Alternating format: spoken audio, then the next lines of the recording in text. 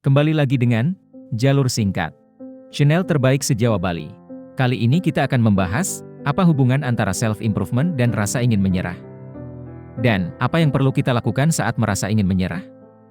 Sebagai manusia, kita memiliki akal dan pikiran yang memudahkan kita untuk terus berusaha dan berjuang dalam hidup.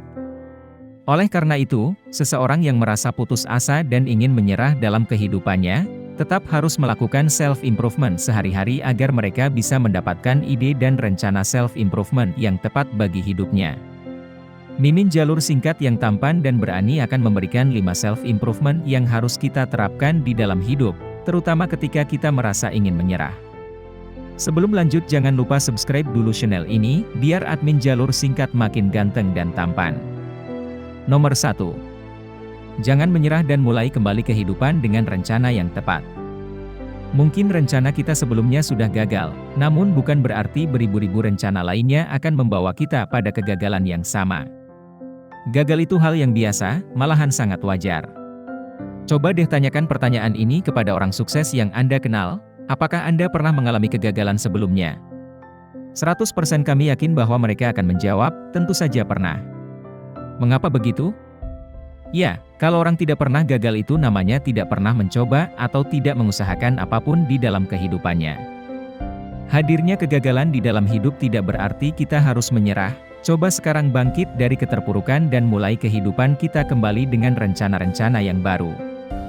Jika kita berhadapan dengan tugas atau permasalahan yang begitu berat, coba bagi tugas atau penyelesaian masalah tersebut ke dalam beberapa langkah yang dapat kita kelola. Ketika kita membuat langkah penyelesaian yang terukur, kita akan lebih mudah untuk meninjau sejauh mana posisi kita dengan tujuan yang diharapkan. Memang benar bahwa akan selalu ada rasa khawatir, takut, marah atau frustrasi. Namun, anggaplah bahwa semua perasaan itu memang akan selalu datang sebagai hambatan kecil dalam hidup kita. Bukan berarti segala hambatan yang ada bisa menghambat langkah kita untuk terus bergerak maju. Nomor 2. Sadari apa yang menjadi kekuatan dan kekurangan kita dalam situasi apapun. Memiliki kesadaran diri yang kuat akan membantu kita untuk bisa menghadapi segala permasalahan dan tantangan apapun di dalam hidup. Masalah kecil atau besar, tantangan sulit ataupun ringan, semuanya tidak akan menjadi masalah bagi kita. Ketika kalian merasa ingin menyerah, coba tarik napas dalam-dalam dan pikirkan kembali apa yang menjadi kekuatan dan kekurangan Anda. Anda mungkin bisa menanyakan hal ini kepada orang-orang terdekat, namun tetap yang paling tahu kekurangan dan kelebihan kita secara lebih baik dan dalam hanyalah diri kita sendiri, bukan orang lain. Arahkan semua kesulitan hidup kita menjadi penguat yang membuat kita menjadi semakin hebat dalam menaklukkan dunia. Sadari bahwa setiap orang memiliki kesulitan hidupnya masing-masing. Bahkan, Superman dan Wonder Woman juga pernah mengalami masalah. Tapi, Anda adalah Anda. Hanya kalian yang memiliki kekuatan untuk menyelesaikan semua permasalahan dengan memaksimalkan kelebihan dan menutupi kekurangan kalian.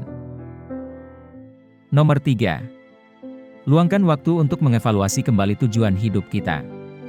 Ada saat di mana kita merasa menggebu-gebu dengan tujuan hidup yang kita miliki.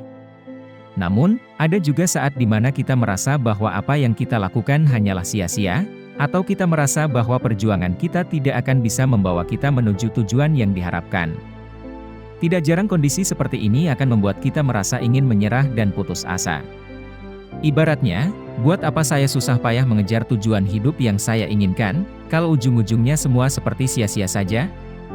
Lagi-lagi kami ingatkan, perasaan seperti itu adalah hal yang wajar dihadapi oleh hampir semua orang. Namun, Anda memiliki alternatif lain untuk terus maju dan berjuang daripada hanya meratapi keadaan nasib yang ada. Carilah seorang mentor yang terpercaya, seseorang yang kita hargai dan kita yakini bahwa dia dapat membantu kita dalam meraih tujuan yang diharapkan. Ajak mereka untuk membantu kita dalam mengevaluasi kembali tujuan yang telah dibuat dan membantu kita agar tetap fokus pada tugas-tugas yang ingin diselesaikan. Zig Ziglar pernah mengatakan hal ini, jika Anda membantu banyak orang untuk mendapatkan apa yang mereka inginkan, maka Anda akan mendapatkan apa yang Anda harapkan. Tujuan yang saya miliki sangatlah penting, karena tujuan hidup saya akan bermanfaat bagi banyak orang. Oleh karena itu, saya harus tetap semangat dalam meraihnya. Dengan menanamkan asumsi tersebut, kita akan merasa lebih bersemangat untuk maju dan meraih tujuan hidup kita kembali. Nomor 4, jangan memusingkan hal-hal kecil dan sepele. Seringkali perasaan ingin menyerah yang kita alami dikarenakan hal-hal kecil yang remeh dan sepele. Padahal dengan tidak terlalu memikirkannya, kita tidak akan pernah mengalami perasaan ingin menyerah pada kehidupan. Pertama-tama, kita harus meyakini bahwa saya adalah orang yang kuat dan masalah-masalah kecil sama sekali tidak pantas untuk saya khawatirkan. Kita tidak akan pernah merasakan ketenangan hidup jika kita selalu mengkhawatirkan hal-hal kecil dan sepele. Coba Anda sadari kembali bahwa Anda adalah seseorang yang sangat hebat dan berharga, sehingga masalah-masalah kecil tersebut tidak layak untuk rekan Anda pikirkan. Jadi, mulai dari sekarang kita perlu menempatkan fokus kita pada hal-hal yang jauh lebih penting dan say goodbye deh pada hal-hal kecil yang sepele. Nomor 5. Mulai dari sekarang, berfokuslah pada hasil, bukan pada proses. Masalahnya, banyak dari kita yang selalu berpikir bahwa hasil tidak penting, yang penting adalah prosesnya. Namun, ternyata prinsip itu kurang tepat loh. Proses yang sulit akan membuat kita menyerah dan berpikir bahwa kita tidak akan pernah bisa untuk mencapai tujuan yang diharapkan. Sedangkan jika kita berfokus pada hasil, maka sesulit apapun kondisi di dalam prosesnya, kita akan selalu bersemangat untuk terus maju dan meraih hasil yang diinginkan. Dengan menggunakan prinsip baru ini, kita akan menjadi individu yang kuat dan tidak mudah menyerah meskipun proses yang perlu kita lalui sangatlah rumit. Yap, itulah 5 self-improvement yang bisa kita terapkan mulai dari sekarang. Jika Anda sedang merasa ingin menyerah, jangan tunda diri Anda untuk menerapkan 5 self-improvement barusan.